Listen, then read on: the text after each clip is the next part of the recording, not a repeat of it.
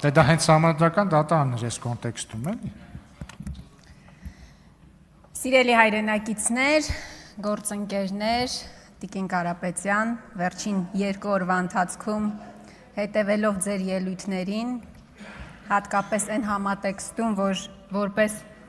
լեզվաբան մեկնաբանում էիք ընտրական օրենսգիրքը, ես էլ որպես նախկին լրագրող չդիմանալով գայթակղությանը վերնագրել եմ ձեր գործունեությունը 8-րդ գումարման խորհրդարանում եւ ձեր գործունեությունը 9-րդ գումարման խորհրդարանում։ 8-րդ գումարման խորհրդարանի ձեր գործունեության վերնագիրը Մարիա Կարապետյան գիծ դաշնակցություն պատմական ճշմարտության փնտրտուքի ճանապարհին։ 9-րդ գումարման խորհրդարանում ձեր գործունեությունը Մարիա Կարապետյան գիծ ԲՀԿ ով է գողացել մանդատները։ Թող ինձ ներեն մեր դաշնակցական գործընկերները, բայց թույլ տվեք ասել, որ հակադաշնակցական ելույթները ձեզ մոտ շատ ավելի լավ են ստացվում։ Սա իմ իմիջայլոց։ Հիմա մանդատների մասով ով է գողացել ԲՀԿ-ի մանդատները, մի քանի օր շարունակ այս քննարկումը ծավալվում է ազգային ժողովում եւ ինչպես եւ խոստացել էի ձեզ 1000 անգամ հարցը բարձրաձայնեք, 1000 անգամ գալու եմ եւ այս բարձր ամբիոնից հայտարարելու եմ։ Դուք ձեր իշխանությունը գողացել է 60,000 քաղաքացու ձայն։ Դուք գողացել եք ընդդիմադիր մանդատներ։ Այստեղ ֆուտբոլի այսպես տրամաբանությամբ շատ խոսվեց իրավիճակը նկարագրելու համատեքստում, եթե խաղադաշտում ԲՀԿ-ն է եւ ՔՊ-ն, իսկ մրցավարը նախկին ՔՊ-ական, կարկառուն ՔՊ-ական Վահագն Հովակիմյանը միանշանակ հաղթողը լինելու է քաղաքացիական պայմանագիրը։ Հարգելի գործընկերներ, պարոն Ռուբինյանը ցավոք այստեղ չի, քյաբաբներից շատ խոսեցին, ընտրակաշարքից առհասարակ։ Ես ուզում եմ ձեզ հիշեցնել իշխանությանը, մեր գործընկերներին ընդդիմադիր։ Ընտրությունների հաջորդ օրը Նիկոլ Փաշինյանը հայտարարել է, որ ընդդիմությունը 100% ընտրակաշարքով է ձևավորվել, ընդդիմության ձայները 100% ընտրակաշարքի շրջանակներում են։ Հետո արդեն քյաբաբը մտավ շրջանառության մեջ եւ այլն եւ այլն։ Պարոն Ռուբինյանը այստեղ չի, պարոն Կարապետյան, ձեզ եմ ուզում հարցնել, ընդունենք, որ ընտրակաշարքով է ձևավորվել այս թևը ազգային ժողովում։ Քանի քյաբաբ եք տվել ՔՊ-ին, որ պարոն Վարդևանյանին ընտրել են ազգային ժողովի փոխնախագահ։ Ձեզ կարող եմ հարցնել ԿՊ-ական 13 падգամավորներին։ Ձեզ քանի քյաբաբ են տվել, որ պարոն Վարդևանյանին ընտրել եք որպես ազգային ժողովի փոխնախագահ։ Ես վստահ եմ, որ դուք առիթ կունենաք այս հարցին պատասխանելու եւ ես միանշանակ սպասելու եմ այդ պատասխանին։ Ամեն ինչ շատ պարզ է։ Վարչական դատարանը հստակ արձանագրել է, որ պետք է իրականացի վերաքվյարկություն չի արձանագրել։ Դուք մեջբերում եք սահմանադրական դատարանի որոշումը։ Մենք ընդդիմությունը ի սկզբանե սահմանադրական դատարան դիմելուց առաջ հստակ հայտարարել է, որ որևէ ակնկալիք չունի սահմանադրական դատարանից։ Մենք մեր հանրությանը չենք խաբել։ Մենք հստակ ասել ենք, որ այն բոլոր ընտրակեղծիքները, այն բոլոր խախտումները, որ եղել է ընտրական պրոցեսի ժամանակ, այս պրոցեսը հնարավորությունը հանրությանը դա ցույց տալու համար։ Կներեք, դուք կարող եք Սեդա Սաֆարյանից ակնկալիքներ ունենաք, բայց մենք Սեդա Սաֆարյանից ակնկալիք չենք ունեցել։ Դրա համար դիմել ենք, որ Սեդա Սաֆարյանը չմասնակցի քննությանը նյութի, բայց այդպես չի եղել։ Տիկին Կարապետյան, վերադառնանք մեր երկխոսությանը, դուք շատ հետաքրքիր մի բան երեկ ասեցիք, ասում եք, առաջարկում եք, որ քաղաքակրթությունը դադարենք վերագրել արևմուտքին, իսկ բարբարոսությունը արևելքին։ Ես համաձայն եմ ձեզ հետ, իսկապես համաձայն եմ,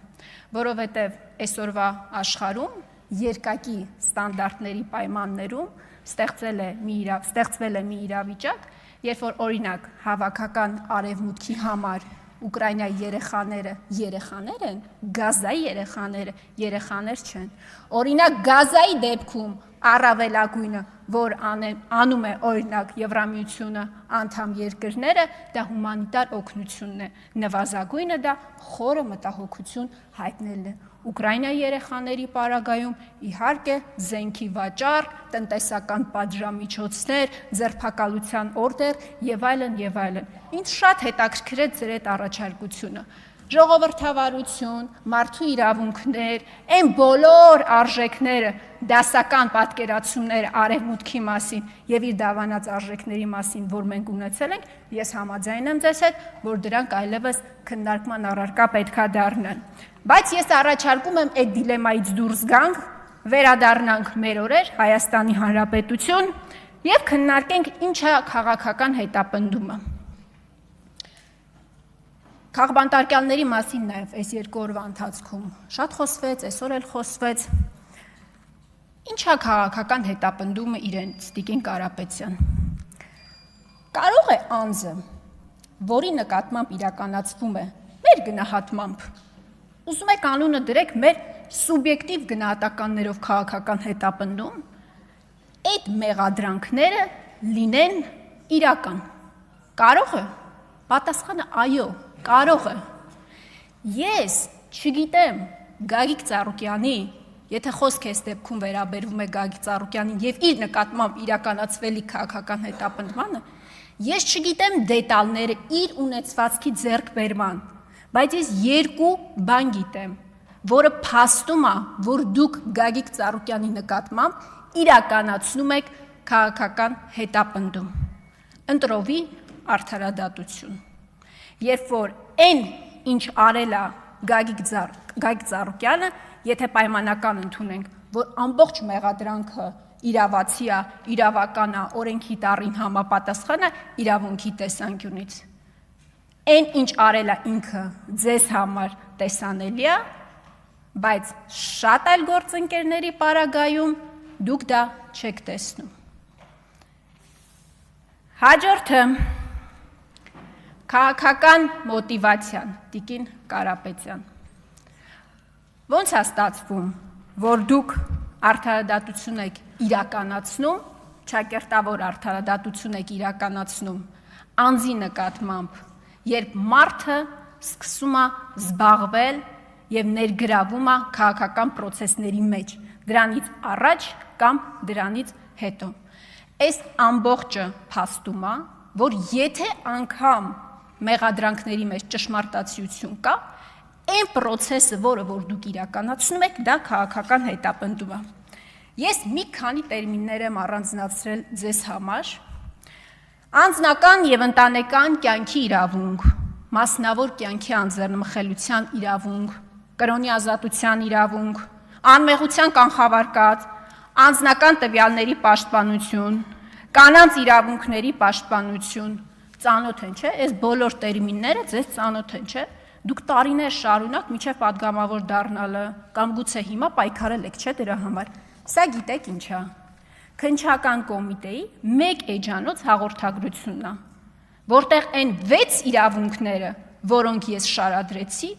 եւ որոնց համար դուք կենացում պայքար եք տվել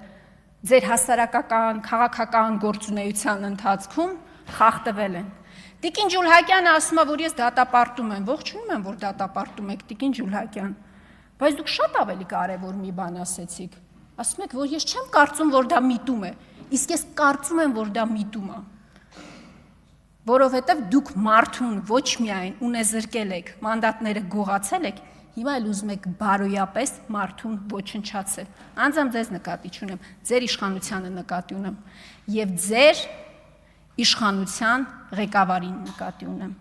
Դուք մարդուն հիմա բարոյապես ուղղակի ոչնչացնելու գծի մեջ եք, որովհետև դուք չունեք կարմիր գիծ, որովհետև այն հետապնդումները, որ հիմա իրականացվում են Ծառուկյանի նկատմամբ, նորություն ասեմ, նախկին իշխանությունների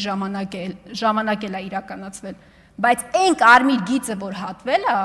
չկապվեք, զանգեք Նիկոլ Փաշինյանին, ներկայացնեք ձեր դիրքորոշումը եւ առաջարկեք ոչ պրոֆեսիոնալ ՔԿ նախագահին ազատել աշխատանքից։ Իսկ առհասարակ ես վերջին օրերին գիտեք ինչ եմ մտածում, ավարտում եմ 3 վայրկյան։ Դուք իրականում վերածվել եք այն քաղաքական հրեշին, որի դեմ տարիներ շարունակ պայքարել եք։ Շնորհակալ եմ։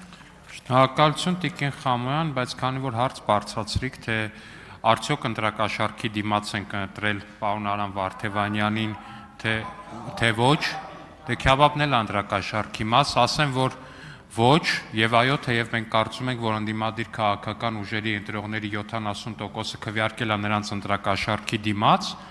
նույնիսկ եթե նրանց փոխարեն ուրիշ ընդդիմություն լիներ, նրանք խորհրդանում չլինեին, իմ կողքին էստեղ նստելու էր միևնույնն է ընդդիմադիր ԱԺ փոխնախագահ։ Բայց Տիկին Խամոյանը լինելով ամենախորամանկ ընդդիմադիր падգամավորը, ես հասկացա, որ փորձում է մեզ համոզել, որ ընդդիմադիր հաջորդ տեխնացուներին ընտրել պետք չի։ Տիկին Խամոյան, ձեր առաջարկը կարծում եմ քննարկման արժանի է։ Շնորհակալություն։ Ընդմիջում 30 րոպե։